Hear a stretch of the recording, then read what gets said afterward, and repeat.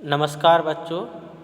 कक्षा 9 के जीव विज्ञान में हम पढ़ रहे हैं अध्याय 15 खाद्य संसाधनों में सुधार, जिसके अंतर्गत आज हम पढ़ेंगे फसल सुरक्षा प्रबंधन।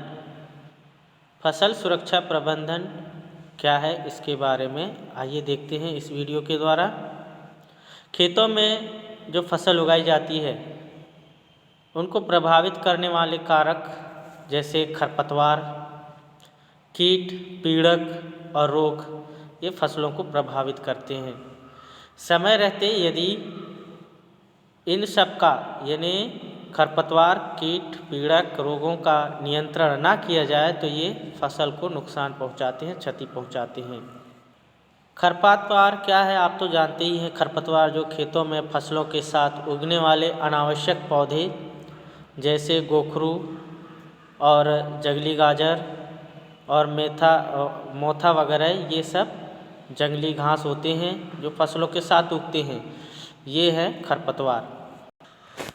खरपतवार भोजन, स्थान और सूर्य के प्रकाश के लिए प्रतिस्पर्धा करते हैं, यानी ये सूर्य के प्रकाश पाने के लिए तेज़ी से फसलों से ऊपर आ जाते हैं और ये ज़्यादा जगह घेरते हैं और भोजन के लिए भी इनकी जड़ें गहराई तक दूर दूर तक फैल जाती हैं, जिससे फसलों को पूर्ण रूप से भोजन नहीं मिल पाता है, जिससे फसलों की वृद्धि रुक जाती है, कम हो जाती है, जिससे फसल उत्पादन अच्छा से नहीं हो पाता है। इसलिए खरपतवार को समय रहते यानी जब ये छोटा ही रहता है तभी इसको खेतों से निकाल कर यानी उखाड़ कर फेंक देना चाहिए। अब देखते हैं कीट और पीड़क। ये फसलों को 3 प्रकार से प्रभावित करते हैं और इन पर आक्रमण करते हैं। तो पहला देखते हैं, ये मूल यानी जड़, तने और पत्तियों को काट देते हैं। जो कीड़े होते हैं, कीट पतंगे, ये फसलों के मूल यानी जड़ और इनके तने और फसलों की पत्तियों को ये काट देते हैं। दूसरा है जो कीट पीड़क है, ये फसलों के तने और अन्य भागों से कोशिकीय रस चूस लेते हैं। जो पौधे में जो फसल है उसमें जो भी उसमें पोषक तत्व होते हैं, कोशिकीय रस होता है, ये कीट पतंगे जो है फसलों से रस चूस लेते हैं। तीसरा है ये फलों में और तने में छेद कर देते हैं। तने में भी छेद कर देते हैं और फलों में भी छेद कर देते हैं। तो ये 3 प्रकार से जो कीट और पीड़क है पौधों पर या फसलों पर आक्रमण करते हैं। अब आगे देखते हैं रोग। रोग के कारक यानी किन किन कारणों से रोग फैलते हैं। पौधों में रोग बैक्टीरिया, कवक और वायरस जैसे रोग कारकों द्वारा होता है।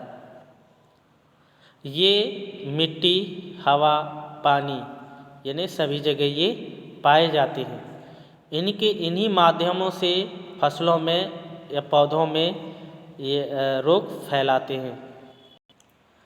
अब आइए देखते हैं जो कवक या जो खरपतवार है और रोग हैं और कीट पतंगे, इन पर नियंत्रण कैसे किया जाता है। तो इन पर नियंत्रण करने के लिए रासायनिक रूप से अन्य जो रासायनिक दवाओं का उपयोग किया जाता है। इसके अंतर्गत शाकनाशी, कवकनाशी और कीटनाशी आते हैं। इन रसायनों का फसलों पर यानी पौधों पर छिड़काव करते हैं, जिससे जो खरपतवार है, कीट और रोग हैं उन पर नियंत्रण किया जाता है। और बीज उपचारित भी रासायनिक दवाओं के माध्यम से बीजों को उपचारित किया जाता है। लेकिन दूसरी तरफ यह है कि यह एक तरफ लाभ होने के साथ साथ दूसरी तरफ हानिकारक भी है, क्योंकि इससे जो है जो रासायनिक दवाओं को उपयोग करने से जल प्रदूषण होता है, भूमि प्रदूषण होता है और भूमि में पाए जाने वाले जो अपघटक जीव हैं और भूमि को उपजाऊ बनाने वाले जो जीव पाए जाते हैं जैसे केंचुआ वगैरह, बैक्टीरिया वगैरह, ये सब नष्ट हो जाते हैं। इसका उपयोग निरंतर लगातार करने से हमारी भूमि की उर्वरता शक्ति जो है कम हो जाती है और ये पेड़ पौधे तथा जानवरों के लिए विषैले हो जाते हैं और पर्यावरण प्रदूषण का कारण बनता है। इसके अलावा हमें यांत्रिक विधियों द्वारा खरपतवार, कीट और रोगों पर नियंत्रण करना चाहिए। तो इसके नियंत्रण के लिए, खरपतवार नियंत्रण के लिए समय रहते ही खरपतवारों को खेत से उखाड़ कर फेंक देना चाहिए और खेत की तैयारी अच्छे से करना चाहिए। मई जून के महीने में खेत को देसी हल या कल्टीवेटर से जुताई करना चाहिए, गहरी जुताई करना चाहिए, जिससे जो भी अंदर जो कीट पतंगे हैं उनके जो अंडे पाए जाते हैं वो ऊपर आ जाए और नष्ट हो जाए।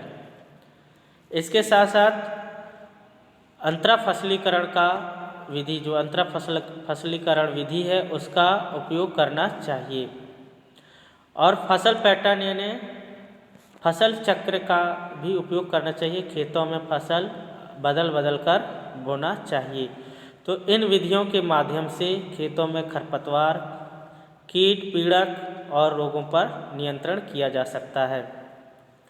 तो बच्चों आज यहीं तक पढ़ेंगे। इसके बाद हम आगे पढ़ेंगे अनाज का भंडारण के बारे में।